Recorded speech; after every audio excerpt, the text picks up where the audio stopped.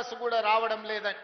అందుకే ఈనాడు ఆదిలాబాదు ప్రాంతాన్ని ప్రత్యేకంగా గుర్తించి మిత్రులు పాయల శంకర్ ఆదిలాబాద్ ఎయిర్పోర్టుకు సంబంధించిన అంశాన్ని నగేష్ గారు అదేవిధంగా ఎడమ బొజ్జు గారు నా దృష్టికి తెచ్చారు. అందుకే ఆదిలాబాదు జిల్లాకి ఎయిర్పోర్టు తీసుకొచ్చి ఎర్ర బస్సు రాని ఈ ప్రాంతానికి ఎయిర్ బస్సు తీసుకొచ్చి విమానాలను తీసుకొచ్చే బాధ్యత మన ప్రభుత్వం తీసుకుంటుంది. ఆదిలాబాద్ లో పెద్ద భారత ప్రధానమంత్రి నరేంద్ర మోడీ గారి చేత ఎయిర్పోర్టును ప్రారంభించుకుందాం. వారిని ప్రత్యేకంగా ఆహ్వానించి ఎయిర్పోర్టు కోసము శిలా ఫలకాన్ని ప్రారంభోత్సవ కార్యక్రమాన్ని చేసుకుందాం.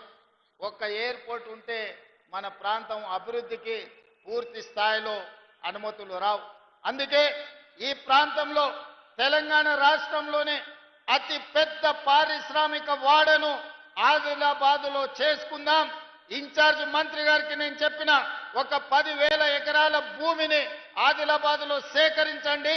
ఈ దేశంలో ఉండే ప్రతి పరిశ్రమను ఆదిలాబాదు జిల్లాకు తీసుకొచ్చి ఇక్కడి నిరుద్యోగ యువతకు ఉద్యోగ ఉపాధి అవకాశాలు కల్పిద్దాం. ఈ ప్రాంతాన్ని ఒక అభివృద్ధి చెందిన పారిశ్రామిక కేంద్రంగా తయారు చేద్దాం. అప్పుడే మీ జిల్లాకు వచ్చిన ఎయిర్పోర్ట్, మీ జిల్లాకు వచ్చిన రోడ్లు, మీ జిల్లాలో కట్టే సాగునీటి ప్రాజెక్టులు, ఈ జిల్లాలో చదువుల కోసం ప్రారంభించుకున్న యూనివర్సిటీలు అన్ని కూడా ఈనాడు అభివృద్ధికి వేదికలుగా మారుతాయి. అందుకే వేదిక మీద ఉన్న వివిధ రాజకీయ పార్టీల ప్రజాప్రతినిధులకు నేను విజ్ఞప్తి చేస్తున్నా. ఎన్నికలు వచ్చినప్పుడు రాజకీయాలు చేసుకుందాం. ఎన్నికలు వచ్చినప్పుడు ఎవరి పార్టీని గెలిపించుకోవడానికి వాళ్ళు ప్రయత్నం చేసుకుందాం. ఎన్నికలు ముగిసిన తర్వాత అభివృద్ధి మంత్రంగా మనల్ని ఓట్లేసి గెలిపించిన ప్రజలకు సంక్షేమాన్ని అభివృద్ధిని అందించే విధంగా కలిసిమెలిసి పనిచేద్దాం. భారతీయ జనతా పార్టీ నాయకులకి వేదిక మీద నుంచి విజ్ఞప్తి చేస్తున్నా. ప్రతి 3 నెలలకు ఒకసారి ప్రధానమంత్రి దగ్గరికి వెళ్తున్నా. ప్రతి 10 రోజులకు ఒకసారి కేంద్ర మంత్రుల దగ్గరికి వెళ్తున్నా.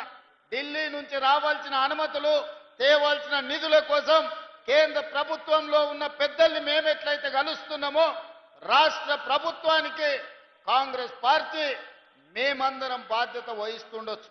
మీరు రాండి, నిస్సందేహంగా మీకేం కావాలనో నిధుల గురించి చెప్పండి. తప్పకుండా చేయగలిగింది చేస్తాం. దీంట్లో రాజకీయాలు లేవు. మన ప్రాంతాన్ని అభివృద్ధి చేసుకోవాలి. మన మీద విశ్వాసం ఉంచి మనకు ఓట్లేసిన ప్రజలకు మేలు జరగాలి అనంటే ఎమ్మెల్యేలు, ఎంపీలు ఆ ప్రాంతానికి సంబంధించిన సమస్యల్ని ప్రభుత్వం దృష్టికి తీసుకురావాలి. చాలా మంది అంటుంటారు నరేంద్ర మోడీ గారిని పదే పదే రేవంత్ రెడ్డి గారు కలుస్తుంటారని. నరేంద్ర మోడీ గారు నాకు బంధువేం కాదు. నరేంద్ర మోడీ గారితో నాకు చుట్టరికమేం లేదు. కానీ వారి దేశానికి ప్రధానమంత్రి, దేశానికి ప్రధానమంత్రి అనుమతిస్తేనే ఎయిర్పోర్ట్ వస్తుంది, పెద్ద పెద్ద పరిశ్రమలు వస్తాయి, మనకు నిధులు వస్తాయి. ఇవాళ మనం తుమ్మిడేటి దగ్గర ప్రాజెక్టు కట్టాలి అనంటే మహారాష్ట్ర నుంచి కొన్ని అనుమతులు తీసుకోవాలి. మహారాష్ట్రలో భారతీయ జనతా పార్టీ అధికారంలో ఉంది. ఒకవేళ ఆ ముఖ్యమంత్రి గారు మనం అడిగితే, ఒకవేళ ఏదైనా ఆలోచన చేస్తే, నరేంద్ర మోడీ గారు ఒక మాట చెప్తే, అమిత్ షా గారు ఒక మాట చెప్తే మన ప్రాంతానికి మేలు జరుగుద్ది. ప్రజల కోసం, ప్రాంత అభివృద్ధి కోసం, ఈ ప్రాంత నిరుద్యోగ యువకులకు ఉద్యోగ ఉపాధి కోసం ఎవరినైనా కలవడానికి ఒక్క క్షణం కూడా ఆలోచన చెయ్యను. నేను పైరవీల కోసం పోను. పర్సనల్ ఎజెండా నా దగ్గర లేదు. నాకున్నదల్లా చిన్న వయసులోనే ఈ తెలంగాణ రాష్ట్ర ప్రజలు 4 కోట్ల తెలంగాణ బిడ్డలు ఈ రోజు నాకు అవకాశం ఇచ్చి భుజము తట్టి ముఖ్యమంత్రి కుర్చీలో కూర్చోబెట్టారు. మరి దానికి న్యాయం చేయాల్సిన బాధ్యత నా మీద ఉందా లేదా మీరు ఒకసారి ఆలోచన చేయండి.